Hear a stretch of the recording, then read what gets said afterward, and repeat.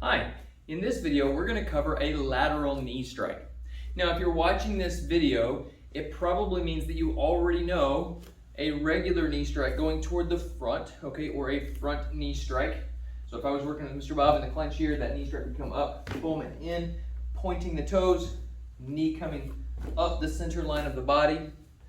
Today we're working on a lateral knee strike. So instead of striking upward, we're actually going to turn and go horizontal with this, or at a slight angle. So when you think about this kick, this strike, you want to think about it almost like a round kick or a roundhouse kick, where your knee comes up, pivots over, and you get the extension. However, since it's a close range strike, we're going to be hitting with the top of the knee. A couple of important things to note. Number one, you want to keep your hands in a guarded position. Don't throw them as you throw this strike. Number two, point your toes. If your toes end up pulling back, you may hit your toes on another part of your opponent's body, like their shin, or you may catch them on clothing, and it doesn't expose properly the bone in the top of your knee. So make sure those toes are pointed. All right, so say Mr. Bob and I are here, and we're working in this clenched position, maybe trying to throw some elbows and stuff, and he's opening up either his body or his leg to me.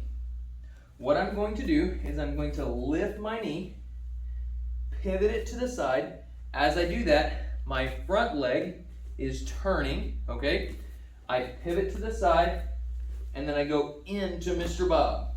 Now, this strike does not have to be fully lateral. You can go up at an angle, okay? Maybe a 45 here. If I'm going into the leg, you may even have a slight drop in the knee, okay? As it comes up and then downward, going into the outside of the leg, or even the inside of the knee here if you have that position.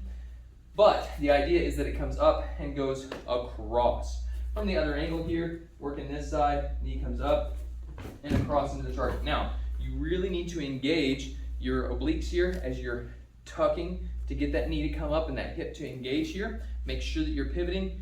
This supporting leg knee should be bent. You may even be able to put your hand across here and pull yourself into the target using your upper body to get that extension and that pull through the strike. Be careful that you check your range, because if you're too far away, you end up just kind of missing this. You kind of can use a shin shield there, but that's not our goal. Our goal is to create damage. So I'm here, maybe I've reached across, maybe I did a technique, maybe he's got my arm here, and I'm going to come up into the target. Okay, one more time from the other side, from here, from the clench. Make sure that you don't drop your hand. A big problem here is that a lot of people, when they throw this, they drop this backhand, which puts them at risk for a lot of other things. So keep your hands up, body tucked, this hand stays on center line. And there, ladies and gentlemen, is your lateral knee.